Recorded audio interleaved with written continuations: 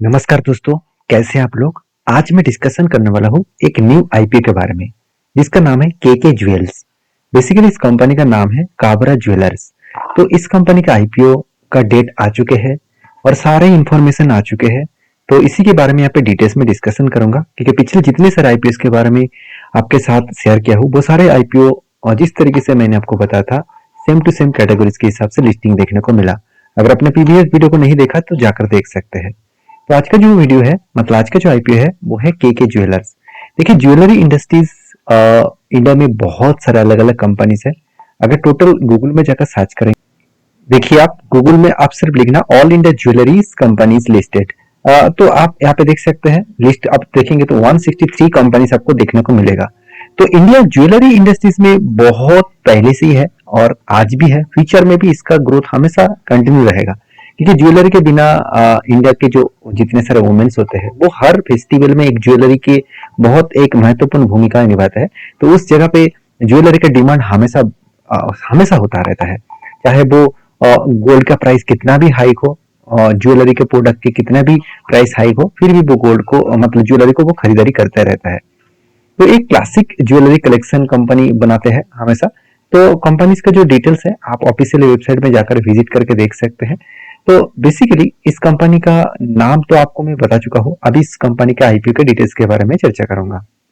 अगर कंपनी के डिटेल्स के बारे में बात करूं तो देखिए कंपनी स्टार्ट हुआ था 2010 में और देख सकते हैं जो काबरा ज्वेलरी लिमिटेड है तो वो बेसिकली एक ज्वेलरी बिजनेस के ऊपर है, साथ ही साथ ऑफर्स कर रहे हैं। देखा जाए तो अलग अलग कलेक्शन और वो भी gold diamond and silver categories में वो कलेक्शन बनाते हैं और बेचते भी है। तो कंपनीज का जो मेन बिजनेस है वो तो आपको पता चल चुका है। अभी इस बिजनेस में कंपनी कितना खुद को ग्रोथ किया है वो देखने के लिए कंपनी के पूरा डिटेल्स को देखना होगा। तो कंपनी के देखिए टोटल 6 शोरूम्स है, जैसे अहमदाबाद में के ज्वेलर्स ब्राइडल नाम करके, के ज्वेलर्स डायमंड एंड के ज्वेलर्स सिल्वर, के ज्वेलर गोल्ड एंड के ज्वेल्स। इस तरीके से नाम करके अहमदाबाद में ज्यादा से ज्यादा इसका स्टोर देखने को मिलेगा। देखा जाए तो मतलब एक बहुत ज्यादा कंपनी एक्सटेंड नहीं हुआ, सिर्फ छोटे जगह से कंपनी बिजनेस कर रहा है। तो इस कंपनी के ऊपर बिजनेस मॉडल्स के बारे में बात करूं तो कंपनी बेसिकली बता रहा है कि कंपनी का जो बिजनेस है वो जनरल जो डिजाइन है लाइक चेन्स रिंग्स, साथ ही साथ जो मतलब पेडेंट्स है, तो इस तरीके से इयर रिंग्स जो है, तो इस तरीके से चीजों के ऊपर कंपनी ज्यादा ज्वेलरी बनाते हैं। और कंपनी के ऊपर कस्टमाइज ज्वेलरी बेस भी कंपनी हाउस स्पेशलाइजेशन के ऊपर भी डिजाइन बनाता है। तो सारी चीजें यहाँ पे दिए गए हैं। तो कंपनी का जो प्रोडक्ट है रिंग्स है, इयररिंग्स है, साथ ही साथ देखा जाए तो पेंडेंट्स है, साथ ही साथ नोज एंड अलग अलग चेन्स वगैरह नेकलेस वगैरह कंपनी बनाते हैं। तो कंपनी का टोटल एम्प्लॉय है 121 टोटल एम्प्लॉय है। कंपनी का स्ट्रेंथ क्या है, देखा जाए तो कंपनी का स्ट्रेंथ है एस्टेब्लिश ब्रांड, साथ ही साथ quality of the products and साथ ही साथ देखा है तो एक्सपीरियंस, प्रोमोटर का एक्सपीरियंस भी है इस फील्ड का। साथ ही साथ देखा है तो कंपनी बता रहा है कि कंपनी का डिजाइन इनोवेशन प्रोडक्ट रेंज अलग अलग कैटेगरीज के है और कंपनी एक्सपीरियंस कैटेगरी के कंपनी है। तो ये देखिए सारे कंपनी तो इसे बताता ही है, इसका कोई एक्स्ट्रा फायदा कुछ नहीं है। तो चलो कंपनी के एसेट को देख लेते हैं। सीधा सीधा कहूँ कंपनी का जो एसेट है वो 2022 में 7,400 करोड़ था, आज बढ़ के वो 14,000 बच चुके हैं। लास्ट 3 ईयर्स में कंपनी का जो एसेट है वो डबल हो चुके हैं। मतलब कंपनी खुद की जो बिजनेस हो उसको बहुत तेजी से ग्रोथ कर रहा है। अब रेवेन्यू को भी देखेंगे, करीबन 11,000 करोड़ से सीधा सीधा 16,000 करोड़ तक पहुंच चुके हैं। तो यहाँ पे भी एक मैसिवली जंप हुआ। उसके अगेंस्ट में कंपनी का नेट प्रॉफिट जो है, जो टैक्स पे करने के बाद 540 करोड़ से सीधा सीधा 939 करोड़ के आसपास, ऑलमोस्ट डबल के आसपास कंपनी का नेट प्रॉफिट बढ़ता हुआ देखने को मिले। तो नेटवर्क भी बढ़े ऑलमोस्ट डबल, साथ ही साथ रिजर्व एंड सरप्लस भी बढ़े ऑलमोस्ट डबल।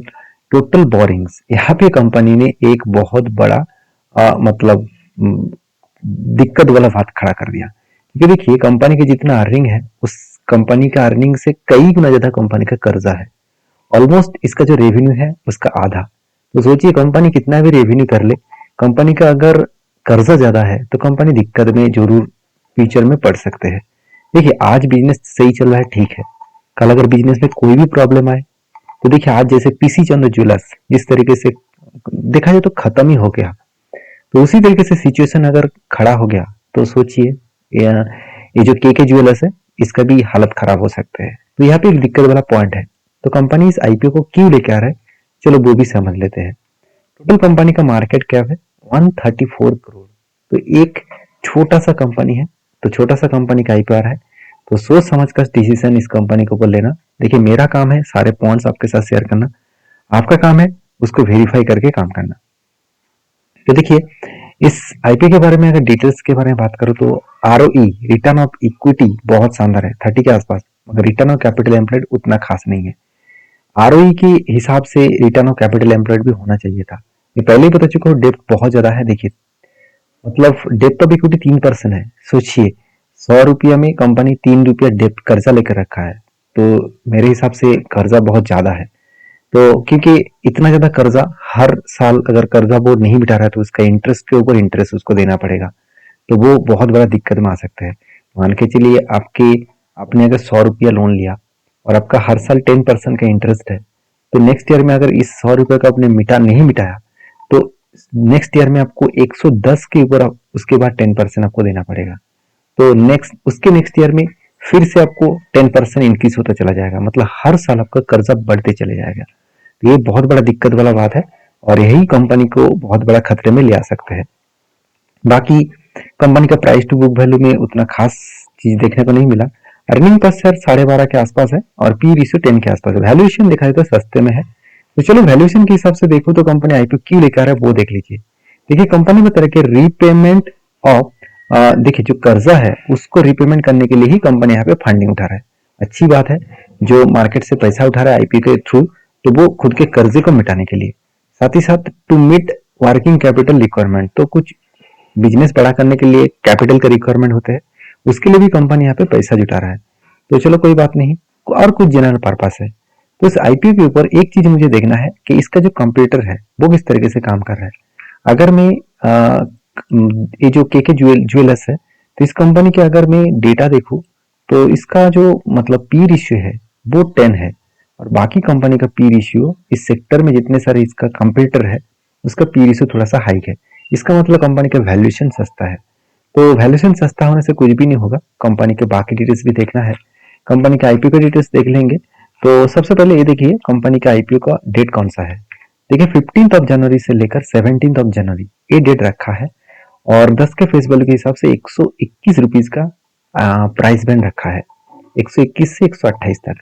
तो टोटल लॉट साइज होगा 1000 और टोटल जो आईपीओ लेकर आ रहा है वो 40 करोड़ के लिए। एक छोटा सा आईपीओ है और याद रखिएगा ये जो आईपीओ है वो एक एसएमई आईपीओ है, स्मॉल एंड मीडियम एंटरप्राइजेस। तो small and medium enterprises IPO के ऊपर निवेश करने से पहले आप सोच समझ कर काम करिएगा, क्योंकि इस तरीके से आईपीओ के ऊपर सेबी का रूल्स रेगुलेशन उतना ज्यादा होता नहीं है, तो सेबी उतना ज्यादा वेरीफाई करता नहीं है इस तरीके से कंपनी के ऊपर। तो आपको सोच समझ कर डेटा को देखकर काम करना होगा। तो देखिए यहाँ पे बताया जा रहा है कि एनएससी एसएमई आईपीओ है, मतलब एनएससी और बीएससी में लिस्टिंग नहीं होगा, सिर्फ एनएससी में होगा। तो 40 करोड़ का जो टोटल आईपीओ है वो पूरा का पूरा पैसा बिजनेस के ऊपर इन्वेस्ट करने जा रहा है। तो देखिए मैं अगर बता दूं कि कंपनी बता रहा है खुद के कर्जे को मिटाने के लिए कंपनी फंडिंग इशू कर रहा है, चलो बात तो सही है, ठीक है चलो मान लेता हूँ। तो 40 करोड़ मार्केट से उठा रहा है, इतना ज्यादा पैसा नहीं है क्योंकि कंपनी का कर्जा कितना है, कर्जा ओवरऑल 3000, ओवरऑल कंपनी का जो मतलब कर्जा है 8900 करोड़ का। तो सॉरी माफी चाहता हूँ, 1 करोड़ में नहीं लाखों में है।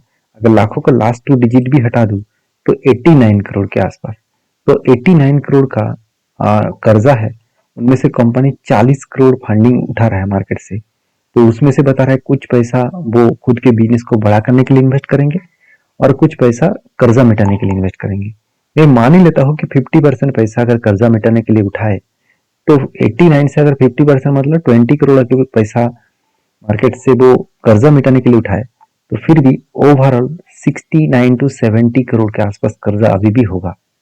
तो अभी भी मतलब 1.75% के आसपास डेप्थ ऑफ इक्विटी दिखेगा। तो यहाँ पे मुझे बहुत बड़ा दिक्कत वाला पॉइंट्स दिखा। तो फिर भी ग्रे मार्केट प्रीमियम का अगर देखा जाए तो एसएमई आईपीओ में 31% ग्रे मार्केट प्रीमियम देखने को मिला 13 तारीख में, और जिस तरीके से मार्केट गिर रहा है, ओवर निफ्टी सेंसेक्स सारे कंपनीज गिर रहे हैं, उस टाइम में कोई भी आईपीओ में अगर मतलब इन्वेस्टमेंट करने के लिए सोच रहे हैं तो सोच कर समझ कर काम करिएगा, क्योंकि यहाँ पे बहुत बड़ा झटका लग सकते हैं।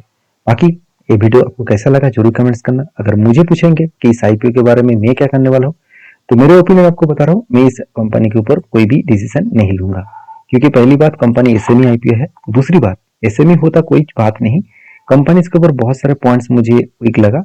और ज्वेलरी इंडस्ट्रीज अभी टाइटन जैसे कंपनी के ऊपर बिग फॉल हो रहा है, तो उस जगह पे इस छोटे कंपनी का हालत तो बिगड़ सकता ही है। तो इसलिए मैं इस टाइम में इस कंपनी के ऊपर काम नहीं करूंगा। तो मेरे सारे इन्फॉर्मेशन आपके साथ शेयर किया हो। आपको वीडियो कैसा लगा जरूर कमेंट्स करना, और इसी तरीके से इन्फॉर्मेशन पाने के लिए चैनल को सब्सक्राइब भी करना। और हाँ, ये वीडियो टोटल एजुकेशन पर्पस में था, डिसीजन आपका होना चाहिए, क्योंकि आपका पैसा है, आप सोच कर समझ कर काम करिए। मिलते नेक्स्ट वीडियो में, तब तक के लिए धन्यवाद।